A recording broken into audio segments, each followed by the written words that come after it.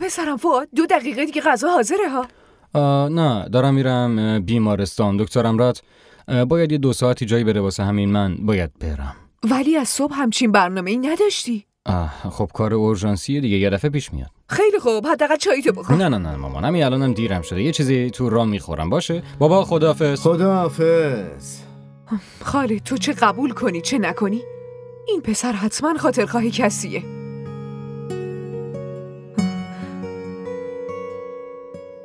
خیلی خوب، من شماره بیمارستانو که دارم، باهاشون حرف میزنم. چی؟ آخه کی از بیرون قفل میکنه؟ آخه قفل در از تو خراب شده، واسه همین مامان از بیرون درو قفل کرده. باشه بذار فکر کنم. یه کاری کن، واسه 5 دقیقه بیا پشت بوم. باشه.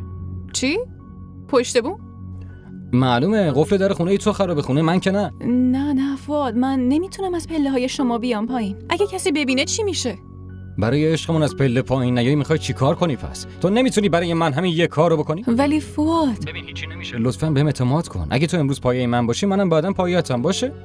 صبر نکن، بیا لطفاً. باشه؟ اوکی. الو.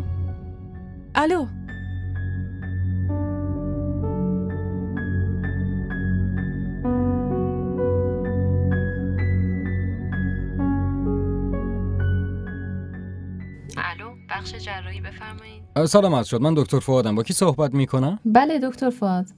سلام خواهر، حالتون چطوره؟ خوبین؟ ممنون، خوبم. خب خواهر بگین امروز شما تو اتاق عملین یا تو ریسپشن ها؟ من تنهام، رومینا رفته مرخصی.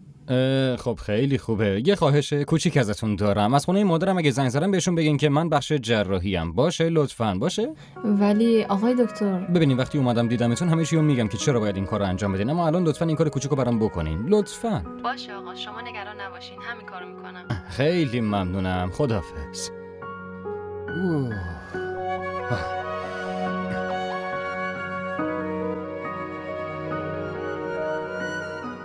رو راست بهت بگم که من میخوام دختر حمیده ماریا رو برای فؤاد خواستگاری کنم. خب عزیزم، روک و راست برو به پسرت بگو. چرا داری به من میگی؟ مگه من میخوام عروسی کنم؟ اون میخواد عروسی کنه. من عروسیمو کردم. عزیزم اون قبول نمیکنه دیگه، شما باید کمکم کنی. ببین پسر من ماشاءالله درس خونده است، دکتره، خوشتیپه، جذابه، حتما یه هوروپری قسمتش میشه. خب مگه ماریا جادوگره؟ به خاطر اینکه دختر خواهرمه داری میگی؟ من اصلاً چنین حرفی نزدم، لازم نیست حرف بذاری تو دهنم. ببین خالد، شما واسه نشون دادن خونت به مشتری چقدر راضیشون میکنی؟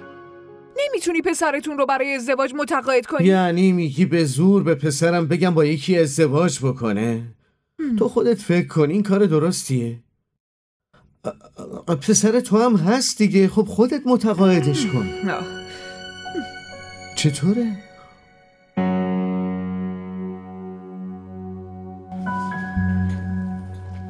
داره ببند، زود بیا زود.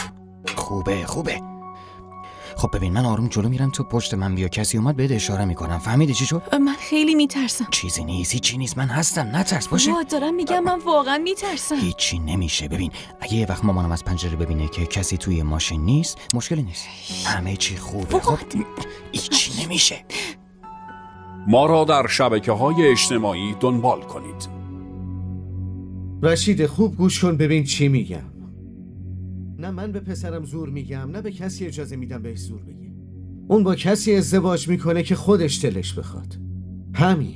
خیلی خوب باشه دیگه، یهو بهم بگید که تو کاری نداشته باش که چی برای پسرم درسته چی غلط. ها؟ اوه، یعنی تو عقل کلی و فقط تو میدونی چی درسته و چی غلط. فهمیدم، پس بگو حتما باهاش حرف زدی. من کجا باهاش حرف زدم آخه؟ اون هنوز بچه است. 1-2 بار ماریا رو میبینه و خودش هم قبولش میکنه. شاید. تازه منم خیلی بچه‌مو میخوام دیگه.